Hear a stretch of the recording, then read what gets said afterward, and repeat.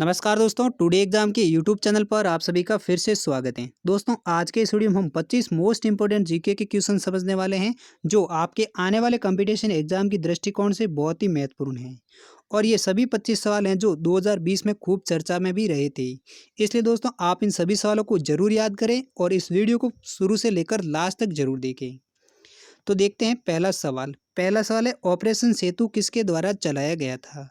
तो इस सवाल का सही जवाब है ऑप्शन बी, यानी ऑपरेशन सेतु है जो भारतीय नौसेना द्वारा चलाया गया एक ऑपरेशन है। अगला दूसरा सवाल है, निम्न में से किसको मारवाड़ का भूला हुआ नायक कहा जाता है? तो इस सवाल का सही जवाब है ऑप्शन डी, यानी रावचंद्र सेन है जिसको मारवाड़ का भूला हुआ नायक कहा जाता है। अगला तीसरा सवाल है, कारगिल विजय दिवस हर साल कब मनाया जाता है? तो इस सवाल का सही जवाब है ऑप्शन बी, यानी कारगिल विजय दिवस हर साल 26 जुलाई को मनाया जाता है। चौथा सवाल है, लाल किले में मुगल साम्राज्य का अस्तित्व किसके पतन के साथ समाप्त हुआ था?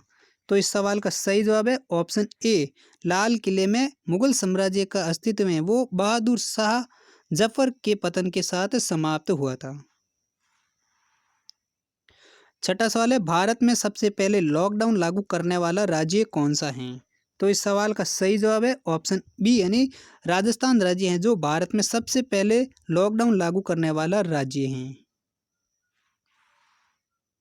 सातवां सवाल है, निम्न में से कौन सी संधि ने पेशवा बाजीराव द्वितीय के स्वतंत्र अस्तित्व को समाप्त कर दिया? तो इस सवाल का सही जवाब है ऑप्शन ए है, बैसिन की संधि है जिसने पेशवा बाजीराव द्वितीय के स्वतंत्र अस्तित्व को समाप्त कर दिया था। अगला सवाल है, हाल ही में किस राज्य ने सबको रोजगार मिलेगा योजना का उद्घाटन किया है? तो इस सवाल का सही जवाब है ऑप्शन ए, यानी मध्य प्रदेश राज्य सरकार है जिसने सबको रोजगार मिलेगा योजना का उद्घाटन किया है। अगला सवाल है, बड़ा इमाम बाड़ा कहाँ स्थित है? तो इस सवाल का सही जवाब है ऑप्शन सी, यानी बड़ा इमाम बाड़ा है वो आगरा में स्थित है।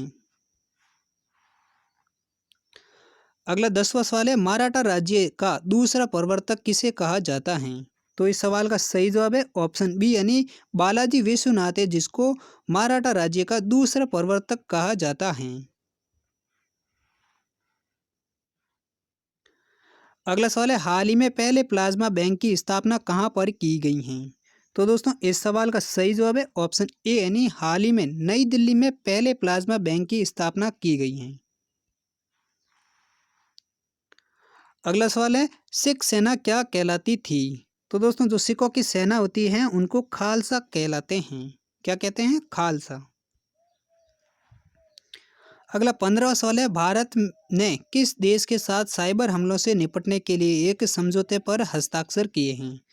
तो इस सवाल का सही जवाब है ऑप्शन सी, यानी भारत ने हाल ही में इजराइल देश के साथ साइबर हमलों से निपटने के लिए एक समझौते पर हस्ताक्षर किए हैं। अगला 16 सवाल है, भारत में सबसे पहले आने वाले और सबसे बाद जाने वाले विदेशी कौन थे? तो दोस्तों, इस सवाल का सही जवाब है ऑप्शन ए, यानी भारत में सबसे आने वाले विदेशी पुर्तगाली थे और सबसे बाद में जाने वाले विदेशी भी पुर्तगाली थे। अगला सवाल है, फ्रेंच ईस्ट इंडिया कंपनी का गठन कब हुआ? तो इस सवाल का सही जवाब है ऑप्शन सी, यानी 1664 ईस्वी में फ्रेंच ईस्ट इंडिया कंपनी का गठन हुआ था। कब हुआ था? 1664 ईस्वी में। अगला 17वां सवाल है, कौन सा भारत आने वाला पहला अंग्रेज जहाज था? तो इस सवाल का सही जवाब है ऑप्शन डी, यानी रेड ड्रैगन जहाज है जो भारत में आने वाला पहला अंग्रेजी जहाज था। सवाल नंबर 20, किसे वर्ष 2020 के वॉन करमन पुरस्कार से सम्मानित किया जाएगा? तो इस सवाल का सही जवाब है ऑप्शन बी, यानी कैलाश डिबू शिवन है जो जिनको साल 2020 में वॉन करमन पुरस्कार से सम्मानित किया जाएगा। और कैलाश विडू शिवन है जो भारतीय स्पेस एजेंसी इसरो के अध्यक्ष हैं। अगला सवाल है, विजयनगर के मध्यकालीन नगर को वर्तमान में क्या कहते हैं? तो इस सवाल का सही जवाब है ऑप्शन ए, यानी विजयनगर के मध्यकालीन नगर को वर्तमान में हम्पी कहते हैं।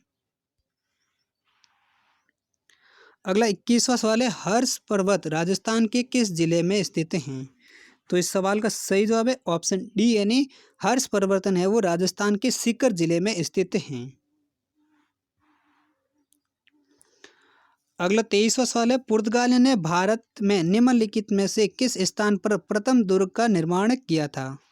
तो इस सवाल का सही जवाब है कोचीन में पुर्तगाल ने भारत में सबसे पहले प्रथम दुर्ग का निर्माण किया था। कहाँ पर किया था? कोचीन में। अगला सवाल है, किस राज्य सरकार ने हाल ही में मधु बाबू पेंशन योजना के तहत ट्रांसजेंडर समुदाय को शामिल किया है? तो इस सवाल का सही जवाब है ऑप्शन बी यानी ओडिशा राज्य सरकार है जिन्होंने हाल ही में मधु बाबू पेंशन योजना के तहत ट्रांसजेंडर समुदाय को पेंशन योजना में शामिल किया है। अगला सवाल है, मंगल पांडे कहाँ के विलुप्त से जुड़ाव रहा? तो इस सवाल का सही जवाब है ऑप्शन ए यानी बैरकपुर है जिनका मंगल पांडे के विलुप्त से जुड़ाव रहा है। अगला 24वां सवाल है, भिलाई इस्पात कारखाना किस राष्ट्र की सहायता से बनाया गया था? तो इस सवाल का सही जवाब होगा ऑप्शन डी यानी रूस देश की सहायता से भिलाई इस्पात कारखाना बनाया गया था। अब है अंतिम 25वां सवाल है, अंतरिक्ष में भेजा गया भारत का प्रथम उपग्रह कौन सा है? तो इस सवाल का सही जवाब है ऑप्शन सी यानी आर्यभट्ट उपग्रह है जो भारत द्वारा भेजा गया अंतरिक्ष में पहला उपग्रह था।